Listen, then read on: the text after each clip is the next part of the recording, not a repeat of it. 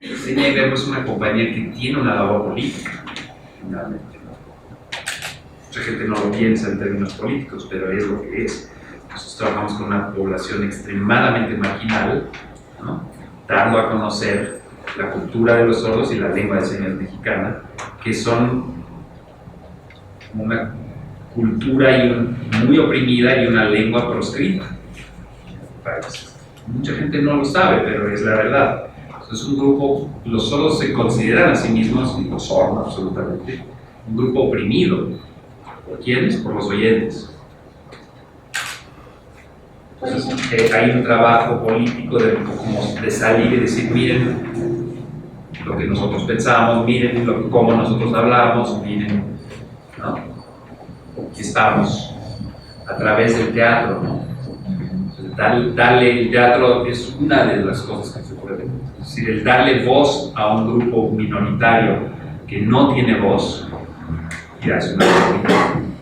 Si el teatro va a tener un impacto fuerte sobre este tipo de poblaciones especiales, como dices tú, no debe ser asistencial. Eso es lo más importante y eso es lo que nos distingue a nosotros y es lo que distinguió a CNIBM desde un inicio.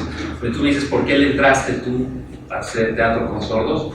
Porque yo tuve la oportunidad. La realidad, digamos, histórica es porque en el 86 vino a México una compañía tremenda que se llamaba el Teatro Nacional de los Sordos de Estados Unidos, que tenía uno de los mejores actores sordos que han habido en la historia de Estados Unidos, una compañía muy importante, súper profesional. Y vinieron a México y me contrataron como actor a hacer las voces al español. Entonces yo los primeros sordos que conocí eran unos actores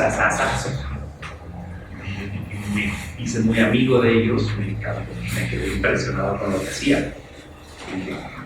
Nunca había conocido actores así, con ese talento, con esa capacidad expresiva. Entonces la razón por la que me prendió es porque primero que nada, la lengua de señas es un idioma visual y el teatro en general es un lenguaje predominantemente visual, no auditivo por supuesto, y verbal, pero el elemento visual generalmente es muy potente en el teatro. Entonces, si tú lo piensas y dices, yo tengo un lenguaje que se ve y lo subo a un escenario, tengo una obra visualmente muy potente, porque el lenguaje lo ve y es hermoso. Cuando lo trabajas bien en escena, tú puedes, o sea, la verdad es que las señas que nosotros hacemos, sí, nosotros trabajamos al 100% con el SM, pero también es cierto que los actores son entrenados, igual como un actor vocal, pues se le entiende lo que dice en escena. Entonces, a cualquier cuate aquí de la calle o un escenario, es muy posible que no lo entiendas, ¿no? El actor entrena para proyectar y para que se entienda lo que dice. Entonces, lo mismo los actores sordos, o sea, sus señas son grandes, hermosas, claras, proyectan lejos la seña, ¿no? Jugamos con las señas, hacemos mucha poesía con las señas, muchísimo. Las traducciones las trabajamos muchísimo. Ese es un elemento que a mí y la gente con la que yo aprendí hacían eso. O sea, me atrajo mucho las posibilidades escénicas de eso. Me gusta decir que es como si tú tuvieras una compañía de ópera y descubrieras una isla donde la gente para hablar cantara, ¿no? Pues no se te antojaría hacer una ópera con ellos, ¿no? Los actores, cuando un sordo te platica una historia, no sé si alguno de ustedes tiene amigos sordos, conoce sordos, cuando un sordo te platica una historia, poco no, la ves, o sea, te platica una película y tú es como ir al cine. Dice, no hombre, la película que vi ayer, y empieza y las ves, porque las imágenes es un lenguaje de imágenes. La gramática de la lengua de señas no tiene nada que ver con la gramática del español, nada que ver. La gente que piensa que la lengua de señas mexicanas es como español signadito, y hay gente que enseña eso. Las oyentes todos, por supuesto, que enseñan que yo voy a la casa de... Eso no es lengua de señas, eso es español signado, es como ponerle una seña a cada palabra del español. La lengua de señas tiene una gramática visual, es una gramática en el aire, se apunta, estos se arman, se pueden generar imágenes en el aire, se giran, se mueven, se hace como un pizarrón aquí, se llena de cosas, ¿no? Entonces es muy divertido para hacer teatro. Luego los sordos, como tienen la vista muy desarrollada, porque que es uno de los asuntos con discapacidad, justamente. Y por de ahí un poco la palabra discapacidad, es decir, con capacidades diferentes, que sí es afortunado, creo. Es decir, no es minusvalía, ¿no? Es una capacidad diferente, es decir, un sordo tiene la capacidad de ver, un ciego tiene la capacidad de oír, ¿no? Etc. Entonces, siempre se compensa por el otro lado. Los sordos, su corteza auditiva se vuelve corteza visual, el cerebro. Entonces, ven muchísimo, muchísimo. Tienen una vista lateral impresionante, tienen una memoria de imagen talladísima. Y entonces, por ejemplo, un sordo te ve 2 segundos y luego te puede imitar perfecto cómo te mueves. Es chistosísimo, lo hacen todo el tiempo. Alguien llega y sale y entonces te muestran así cómo sonríe, cómo se siente, cómo...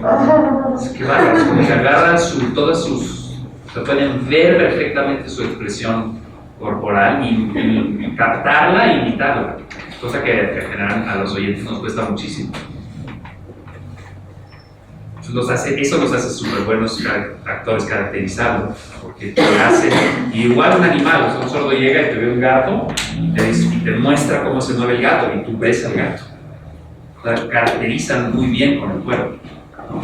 Y tienen una precisión gestual increíble, porque se expresan a través de la cara, ¿no? Y de las manos. Entonces, como actores, y tú lo viste, ¿no? Cuando viste El Rey que no oía pero escuchaba, ¿no? Seguramente te impresionó la manera de actuar, ¿no? Es que bárbaro, es que el cuate se convierte en un príncipe y es un príncipe, y se convierte en un caballo y es un caballo, o sea, es en lo que se transforma. Eso hace muy interesante hacer teatro por todos. Y la parte política vino después. Yo le entré a Ceñevergo porque me parecía muy interesante hacer arte. Así, lo que pasa es que no puedes meterte en eso y de repente no darte cuenta que estás trabajando con una población